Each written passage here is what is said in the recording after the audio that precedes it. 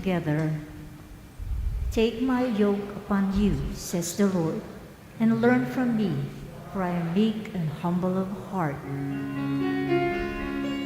Hallelujah, hallelujah, hallelujah, hallelujah, hallelujah, hallelujah, hallelujah. The Lord be with you. And with your spirit, A reading from the Holy Gospel according to Matthew. glory to you, O Lord.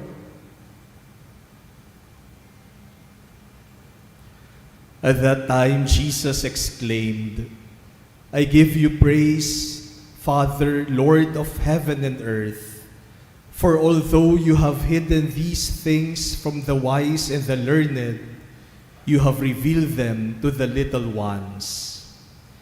Yes, Father, such has been your gracious will. All things have been handed over to me by my Father. No one knows the Son except the Father, and no one knows the Father except the Son, and anyone to whom the Son wishes to reveal him. Come to me, all you who labor and are burdened, and I will give you rest. Take my yoke upon you and learn from me, for I am meek and humble of heart, and you will find rest for yourselves. For my yoke is easy and my burden light.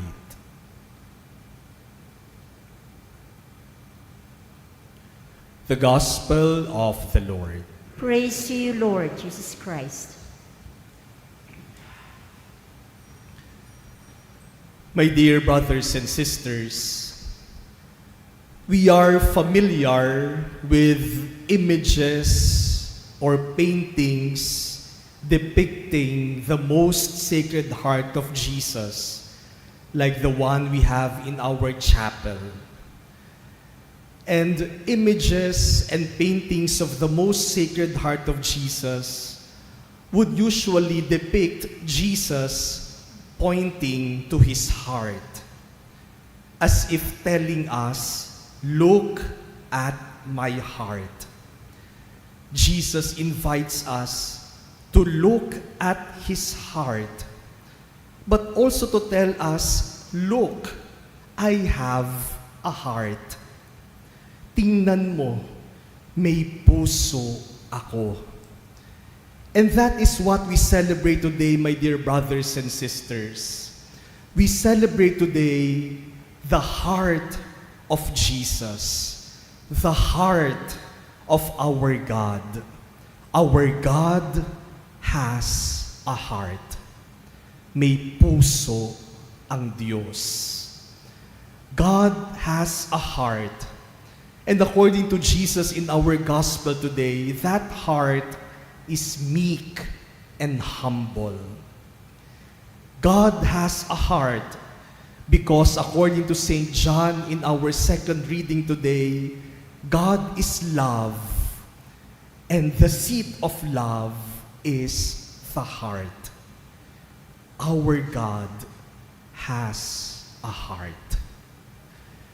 But my dear brothers and sisters, today's solemnity does not only show us the heart of God. As Jesus tells us, look at my heart, look, I have a heart. Jesus is also telling us, this heart is for you. That is why in other depictions of the Sacred Heart of Jesus, Jesus holds his heart as if Jesus is giving his heart to us. Ibinibigay ng Diyos ang kanyang puso sa atin. The heart of God is for us. Because it can happen that someone has a heart, but that heart is not for anyone. May puso, pero yung puso, wala namang pinagbibigyan para sa kanya lang. Pero ang puso ng Diyos, ibinibigay niya sa atin. He gives us His heart. That is why in the experience of the Israelites, as Moses reminds them in our first reading today, the Israelites realize that God loves them so much.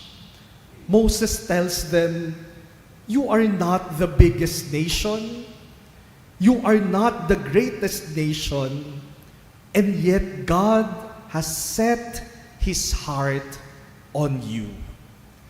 The heart of God is for you.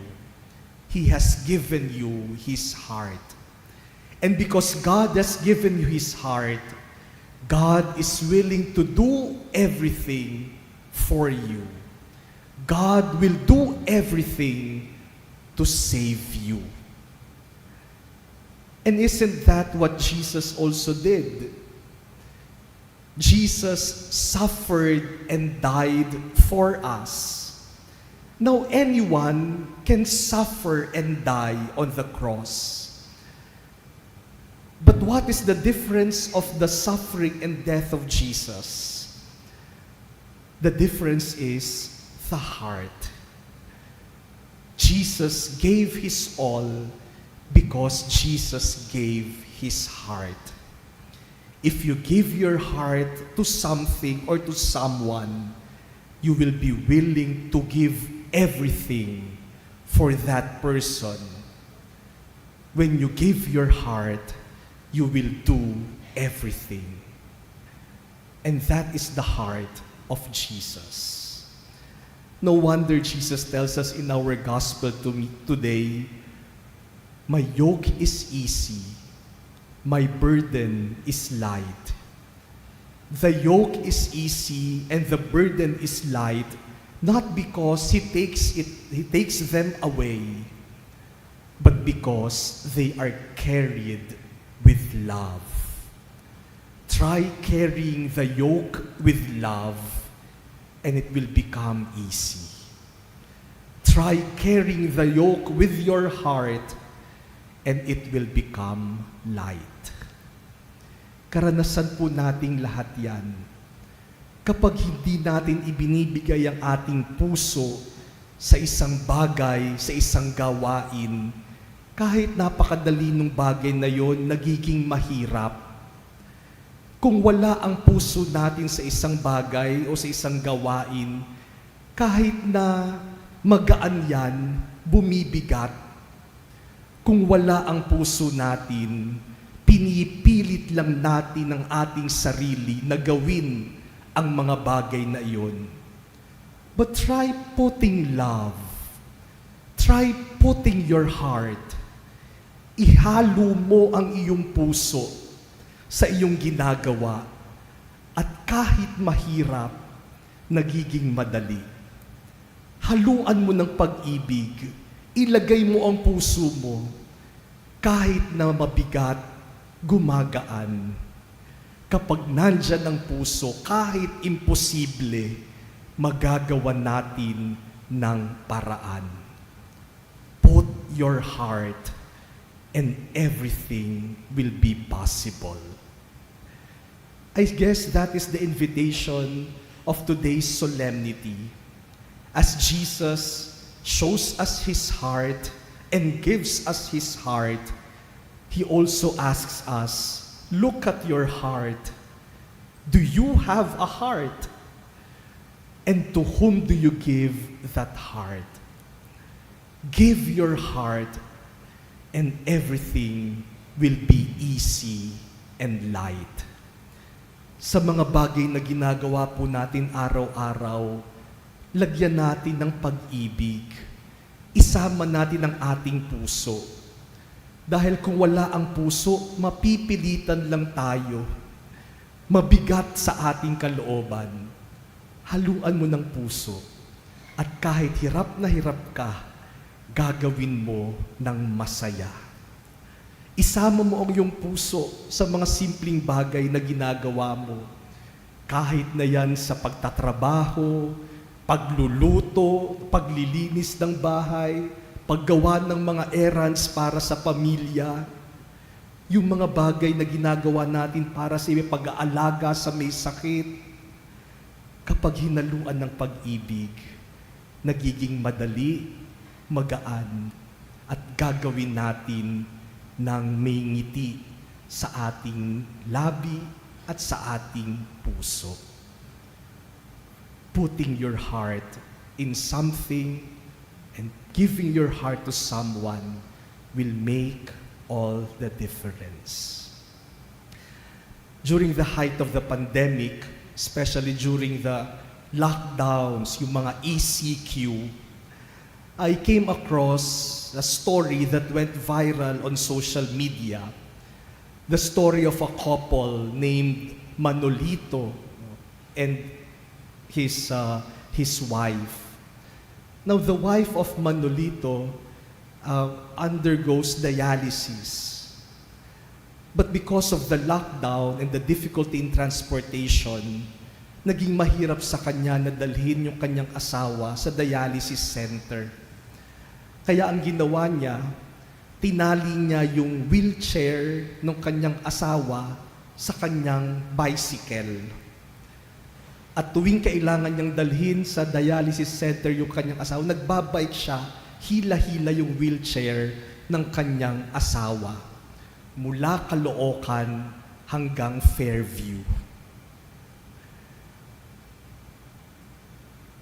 If you will ask Manolito, if you will ask him, isn't that difficult? Ang hirap niyang ginagawa mo. Hindi ka ba napapagod? Parang mabigat yung ginagawa mo para sa iyong asawa. I'm sure he will tell us, no, she is not a burden. She will never be a yoke because she is my wife. And the yoke becomes sweet. The burden becomes light. All because of love. All because of the heart. My dear brothers and sisters, today, let us look at Jesus as He points to us His heart and as He gives us His heart. And like Jesus, may we also have a heart. Magkaroon din sana tayo ng puso, katulad ng puso ni Jesus. And may we also give our heart. Give your heart, and everything will be possible. Give your heart, and you will see God.